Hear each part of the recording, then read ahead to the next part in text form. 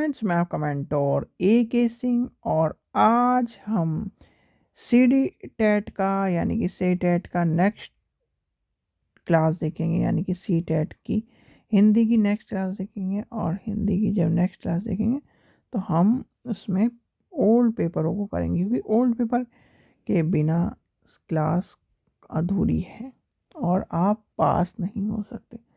जब तक आप ओल्ड पेपर नहीं करोगे तब तक आप चीज़ों को नहीं समझ पाओगे। तो समय व्यर्थ न करते, चलिए शुरू करते हैं। क्वेश्चन नंबर 91 क्या कह रहा है, भाषा सीखने की कौन सी विधि मातृभाषा के मध्यस्थ बनाए बिना दूसरी भाषा को सिखाती है? तो वह है प्रत्यक्ष विधि, यानी कि ऑप्शन नंबर क्या हो जाएगा 4। क्वेश्चन नंबर 92 देखते हैं, भाषा शिक्षण में खेल का सर्वाधिक महत्वपूर्ण स्थान होता है क्योंकि खेल भाषा के विस्तार देती है, यानी कि एक तरह से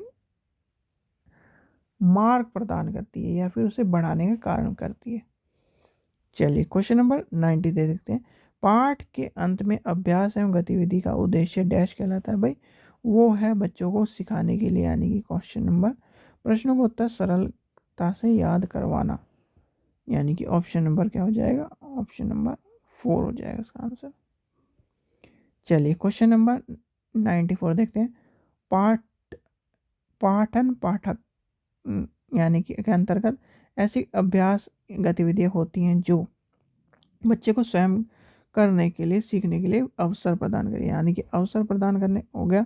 तो अवसर प्रदान करने हो गया हमारा टैग वर्ड, और इस चीज़ का ध्यान रखना। क्वेश्चन नंबर 95 देखते हैं, भाषा शिक्षण में बालक के मौलिक कौशल के विकास के लिए डैश सबसे कम, यानी कि सबसे कम महत्वपूर्ण है। तो सबसे कम क्या होगा, प्रश्नों के उत्तर पूछना।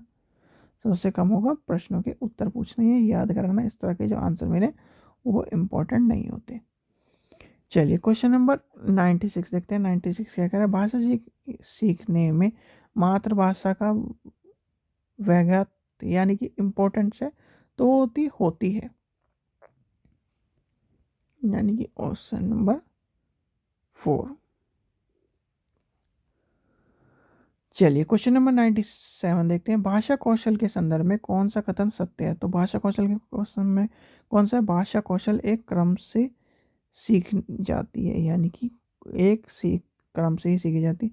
मतलब आपको पहले कौन सा काल सीखना पड़ेगा, काल के बारे में जानना पड़ेगा। फिर काल में कौन कौन से काल होते हैं, भूतकाल, भविष्य काल, वर्तमान काल।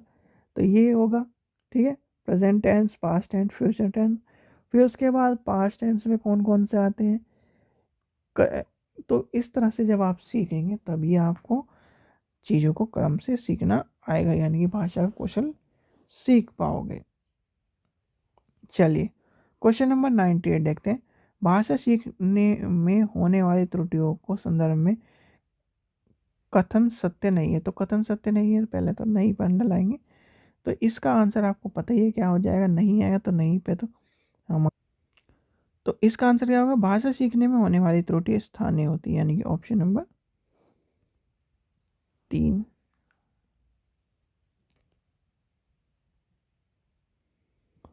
99 देखते हैं, एक प्राथमिक शिक्षक के रूप में आप सतत एवं व्यापक आकलन करते समय किससे सर्वता मानेंगे, यानी कि इम्पोर्टेंस मानेंगे? तो वो है बच्चों के द्वारा विभिन्न संदर्भ में भाषा प्रयोग की क्षमता, यानी कि ऑप्शन नंबर 4 हो जाएगा इसका आंसर। चलिए क्वेश्चन नंबर 100 देखते हैं, प्राथमिक स्तर पर बच्चों की पठन क्षमता का आकलन करने के लिए किस प्रकार की सामग्री सर्वाधिक है? तो वो होगा बाल साहित्य के कोई भी संवेगात्मक कहानी, यानी कि कहानी से बच्चा ज़्यादा सीखता है।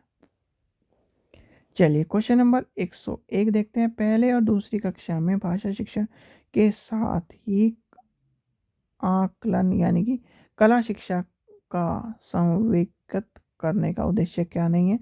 तो वो हो जाएगा बच्चों के लेखन के परिपक्वता लाना, यानी कि ऑप्शन नंबर 3। क्वेश्चन नंबर 102 देखते हैं, प्राथमिक स्तर पर बच्चों की घर की भाषा को अपनी कक्षा में स्थान देना ज़रूरी है क्योंकि उससे बच्चों की भाषा में यानी बच्चे की भाषा की पूंजी है वो। भाई 3 साल जो उसने घर में बिताए हैं, और 3 साल में मतलब उसने सब A to Z सब कुछ भाषा के बारे में अपने घर से सीखा। कैसे सीखा? उसकी जो मातृभाषा है, उसकी चाची, ताई, नाना, नानी, माँ, दादा, दादी सब बोलते होंगे, तो वो अपनी भाषा में निपुण है। भाई निपुण है तो क्या नाम, कहाँ गया वो? स्कूल गया। स्कूल में उसे कहा कि ये भाषा नहीं चलेगी, यहाँ तो अंग्रेजी चलती है। तो वो हो गया परेशान, और परेशान हो गया तो फिर क्या हुआ, उसे भाषा का ज्ञान लेने में कठिनाई हुई। तो इसलिए कहते हैं कि जो मातृभाषा से बच्चे को सिखाना चाहिए। चलिए क्वेश्चन नंबर 103 देखते हैं। भाषा सीखने सिखाने के संदर्भ में गृह कार्य का क्या उद्देश्य होता है? सीखने का विस्तार देना, यानी कि ऑप्शन नंबर हो जाएगा 1। क्वेश्चन नंबर 104 देखते हैं। भाषा अर्जन के संबंध में कौन सा कथन सत्य है? तो सत्य है तो पहले सत्य पर लाइन लगाएंगे, यानी कि अंडरलाइन करेंगे हम, और सत्य है इसका आंसर क्या हो जाएगा? सत्य है इसका आंसर होगा समाज सांस्कृतिक परिवेश के अनुसार गृह कार्य की प्रेरणा संभवता होती है, यानी कि ऑप्शन नंबर 2 हो जाएगा इसका आंसर। चलिए क्वेश्चन नंबर 105 देखते हैं। 105 क्या कह रहा है? भाषा विकास के संदर्भ में कौन सा कथन सही नहीं है? तो नहीं है पहले अंडरलाइन कर लेंगे पहले तो हम। तो सही नहीं है, भाषा विकास व्यक्तिगत निरपेक्षता होती है, यानी कि ऑप्शन नंबर पहला हो जाएगा। भाई अब यहाँ से होंगे पैराग्राफ शुरू, यानी कि जो पैराग्राफ पहले था वो अब यहाँ पे शुरू है ये सेट में। भाई जो अलग अलग आपको पता ही है ABCD 4 सेट आते हैं, 4 सेट के हिसाब से जो भी पेपर हुआ होगा तो इस तरह का होगा।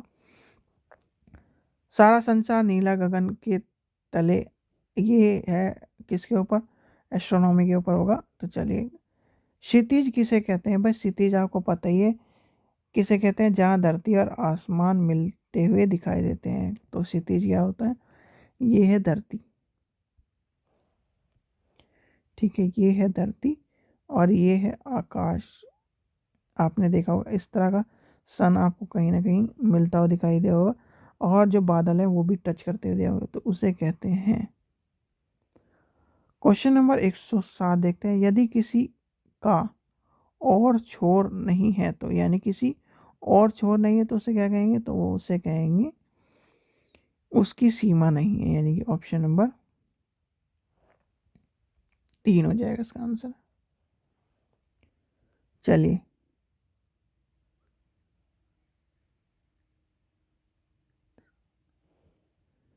क्वेश्चन नंबर 108 क्या है? फीट और इंसान शब्द है आगात, यानी कि ऑप्शन नंबर क्या हो जाएगा? तो हो जाएगा इसका आंसर। चलिए क्वेश्चन नंबर नेक्स्ट देखते हैं। 109 बॉर्डन।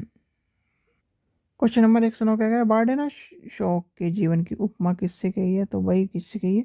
वो है खुली पुस्तक से, यानी कि ऑप्शन नंबर 2 हो जाएगा इसका आंसर।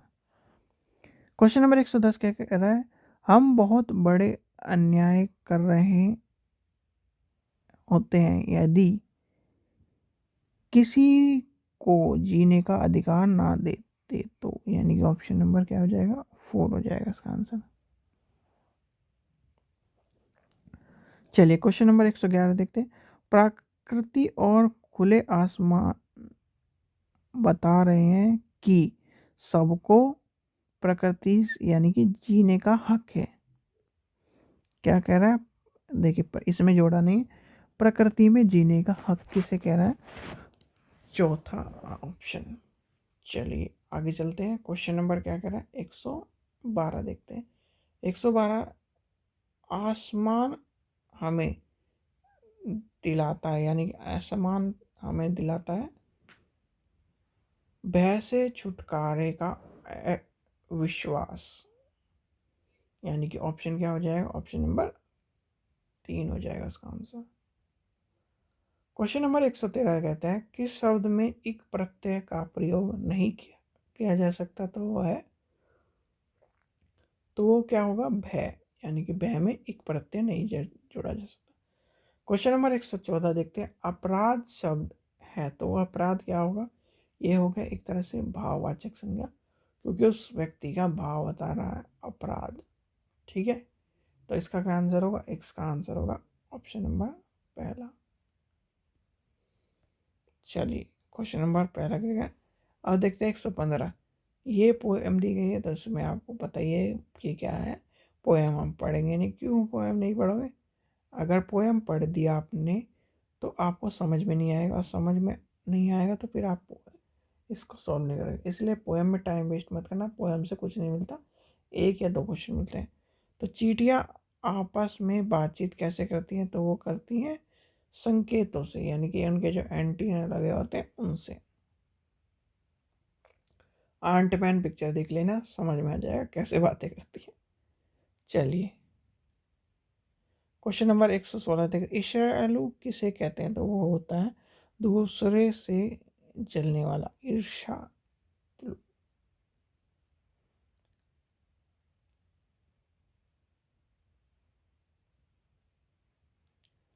चलिए आगे चलते हैं। चींटियों के संदर्भ में नहीं है तो भाई सही नहीं है कौन सा, ईर्ष्या करना, यानी ईर्ष्या ये करना, ईर्ष्या करने वाली बात नहीं कही गई है।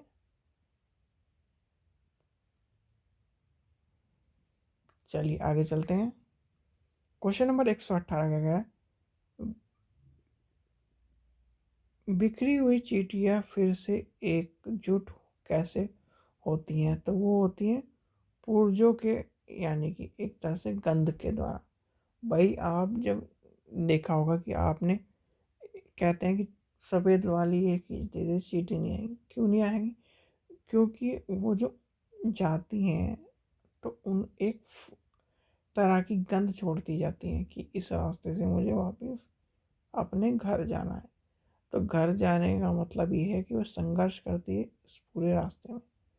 अगर आपने कुछ भी गड़बड़ करी तो कहीं ना कहीं क्या, ये दिक्कत हो जाएगी। चलिए आगे चलते हैं। इसका आंसर क्या होगा, फर्स्ट। क्वेश्चन नंबर 119 देखते हैं।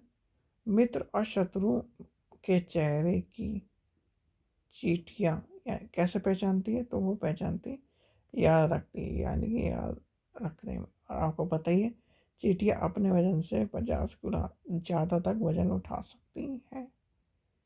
चलिए, काव्य में मगर का अर्थ क्या है, मगर का अर्थ है परंतु। तो इसका आंसर क्या हो जाएगा, 120 का आंसर हो जाएगा ऑप्शन नंबर 2। ठीक है बच्चों, तो इस तरह से जो आज का पेपर है वो करा हमने, आज का पेपर कंप्लीट कर लिया। यानी कि आज हमने हिंदी के सीटेट के क्वेश्चन देखे। इसी तरह की और वीडियो पाने के लिए आप चैनल को सब्सक्राइब कर करके, जिससे आपको इस तरह की वीडियो मिलती रहे। दूसरा, आपको एक चीज़ मैं फिर बता रहा हूँ, 2011 से लेकर 2022 तक के सारे पेपर कर लेना, रट लेना, घोट के भी जाना। और लिंक डिस्क्रिप्शन में दिया, अगर आप वहाँ से लेना चाहते हैं तो वहाँ से भी ले सकते हैं। क्योंकि अगर इस चीज़ का आपको उद्देश्य नहीं होगा तो तब तक आप चीज़ों को नहीं समझ पाएंगे। ठीक है बच्चों, चलिए वीडियो को लाइक करें, शेयर करें और चैनल को सब्सक्राइब करें, जिससे इस तरह की वीडियो मिलती रहे। Thank you.